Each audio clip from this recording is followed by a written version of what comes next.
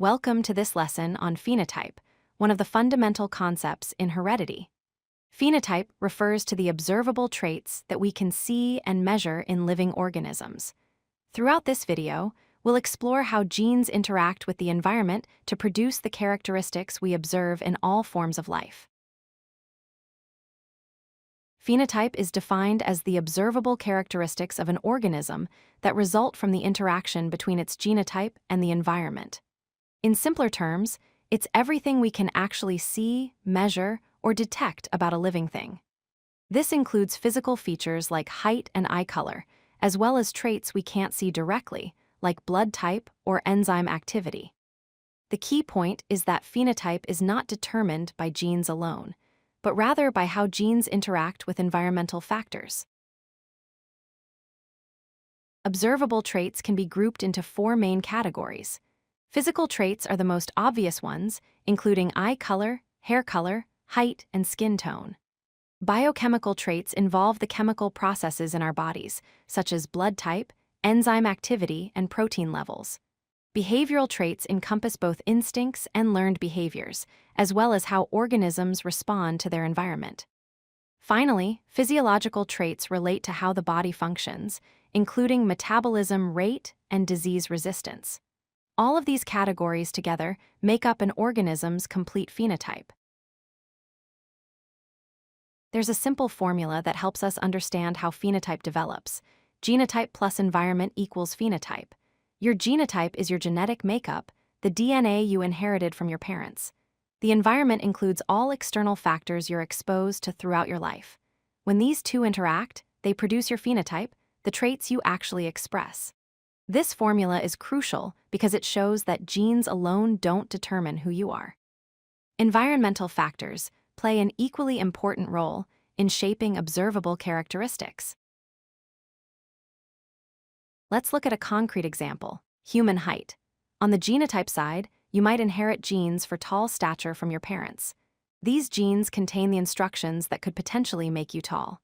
However, the environment also plays a critical role. Specifically, nutrition during your growth years significantly affects your final height. If you have genes for being tall but experience poor nutrition during childhood, you might not reach your full genetic potential for height. This demonstrates perfectly how genotype and environment work together to determine the final phenotype. Many different environmental factors can influence phenotype. Nutrition affects growth and development through diet and nutrient availability. Temperature and climate can impact various traits, especially in organisms that are sensitive to heat or cold. Light exposure, particularly sunlight and ultraviolet radiation, can influence characteristics like skin pigmentation. Chemicals, including drugs and toxins, can modify how genes are expressed. Physical activity levels affect traits like muscle development and overall fitness. Finally, pathogens such as diseases and infections can alter an organism's phenotype by affecting its health and development. All of these factors can interact with an organism's genetic makeup to produce the traits we observe. It's important to understand the distinction between genotype and phenotype. Genotype is your genetic makeup, the actual DNA sequence you inherited from your parents. It cannot be observed directly. We would need to analyze your DNA to determine your genotype. Phenotype, on the other hand, is the physical expression of those genes, what you actually see and measure. It is observable and measurable.